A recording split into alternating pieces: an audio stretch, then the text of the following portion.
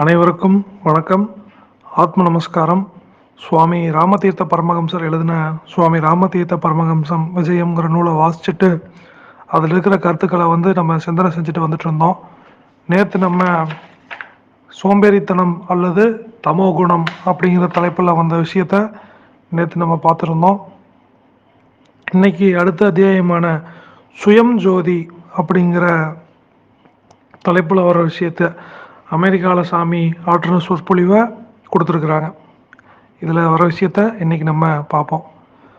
இதில் சாமி என்ன போட்டிருக்காருன்னா, உண்மையான நான் அப்படிங்கிறது யார் அப்படின்னு சொல்லி கேள்வி கேட்குறார். நான் அப்படிங்கிறது இந்த உடலா, இல்லை பெயர் கொண்ட ஒரு வஸ்துவா, இல்லை ஒரு ஊருக்கு சொந்தக்காரனா, இல்லை இந்த ஜாதிக்காரனா, இல்லை இங்கே வேலை செய்கிறோங்கிற பொருளாகுதா? அந்த நான் அப்படிங்கிறது யார் அப்படின்னு சொல்லி ஒரு கேள்வி கேட்குறார்.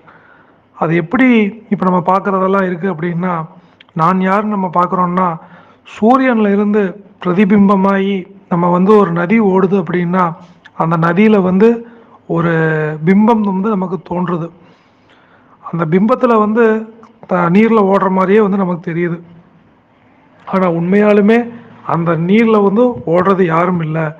அந்த சூரியனில் வெளிச்சம்தான் நம்ம நிழலில் பிரதிபிம்பமாக அந்த ஆற்றுல நமக்கு தெரிகிற மாதிரி இருக்குது.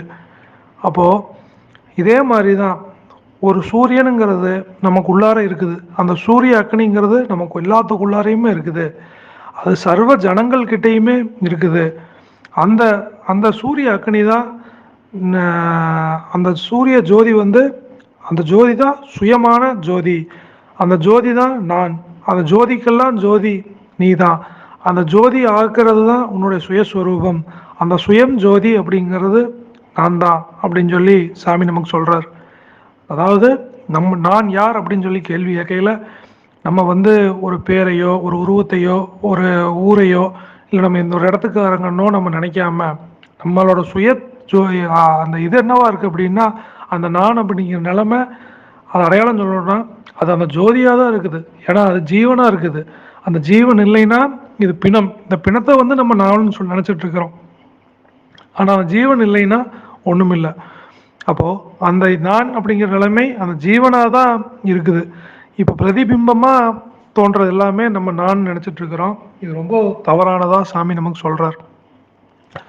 இப்போ ஒரு கனவு வருது அப்படின்னா, அந்த கனவுல நமக்கு பல்வேறு காட்சிகள் நமக்கு தெரியுது.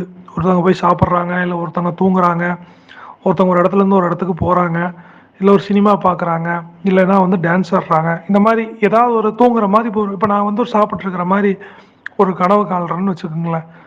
இப்போ அந்த கனவுக்குள்ளார சூரியனோ நிலவோ இருக்குதா அப்படின்னு சொல்லி கேட்குறாரு. கிடையாது. அப்போது அங்கே எப்படி வெளிச்சம்ங்கிற விஷயம் தோன்றதா சாமி நமக்கு கேட்குறாரு.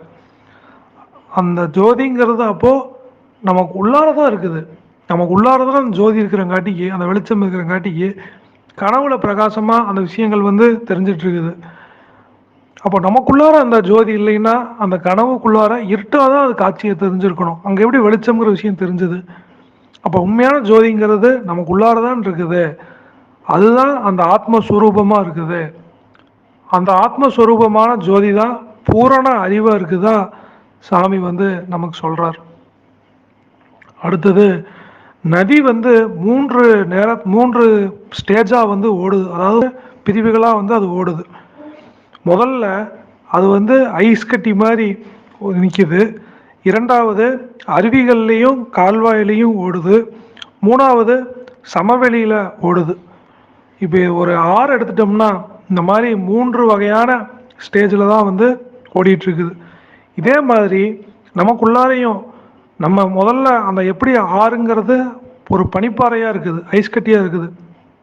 அந்த மாதிரி அது ஜீவன் ஜீவஸ்வரூபமாக இருக்குது. அங்கே எந்த அசைவும் இல்லை அப்படிங்கிறார்.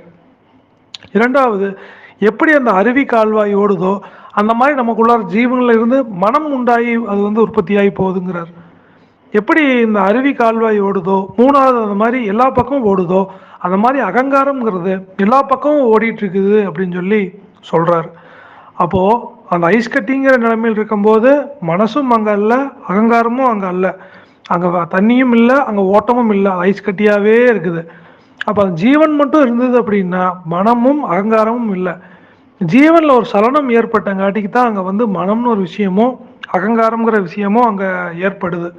இதுக்கு இந்த கருத்து வந்து சித்தவேதத்தில் சுவாமி சிவானந்த பரமஹம்சர் சொன்ன கருத்து கூட அப்படியே வந்து ஒப்பீடாகுது. ஜீவன், மனம், அகங்காரம் அப்படிங்கிற விஷயத்தில் வந்து அப்படியே வந்து மேட்ச் ஆகுது. இந்த இடத்த இப்படி சொல்லி சாமி நமக்கு முடிச்சிருக்கிறாரு. அப்போ உண்மையான நான் யார் அப்படின்னு சொல்லி பார்க்கையில் இந்த பேரோ ஊரோ கொண்ட ஒரு வஸ்து அல்ல, அந்த சுயம் ஜோதியான அந்த ஆத்மஸ்வரூபமான அந்த ஆத்மா தான் நான், அந்த ஆத்மா தான் நான் அப்படின்னு சொல்லி சாமி ராமதீர்த்த பரமஹம்சர் வந்து இந்த சுயம் ஜோதி அப்படிங்கிற தலைப்பில் வர விஷயத்த முடிச்சிருக்கார். அப்போது இதில் நம்ம என்னெல்லாம் பார்த்தோம்னா உண்மையான நான் யார் அப்படிங்கிறத வந்து சாமி நமக்கு விளக்கி சொல்லியிருக்கிறாரு. அடுத்தது கனவுக்குள்ளார எப்படி வந்து வெளிச்சங்கள் வந்து தெரிகிறத வந்து சாமி நமக்கு ஒரு கேள்வி கேட்குறாரு. அடுத்தது 3 நதிகளோட 3 ஸ்டேஜஸ் அப்படிங்கிறத நமக்குள்ளாரையும் ஜீவன், மனம், அகங்காரமாக இருக்கிறதா சாமி நமக்கு சொல்கிறார். அப்போது இதோட இந்த அத்தியாயத்தில் வர சுயம் ஜோதி அப்படிங்கிற தலைப்பில் வர்றது முடிஞ்சு. இது அமெரிக்காவில் சாமி பிரசங்கம் பண்ணது. அப்போ நம்மளோட உண்மையான சுயம் எதுன்னா ஜோதியாக தான் இருக்குது அப்படின்னு அந்த ஜீவன சாமி காமிக்கிறார். நாளைக்கு நம்ம அடுத்த அத்தியாயத்தில் வர விஷயத்த நாளைக்கு பார்ப்போம். அனைவருக்கும் வணக்கம். ஆத்ம நமஸ்காரம்.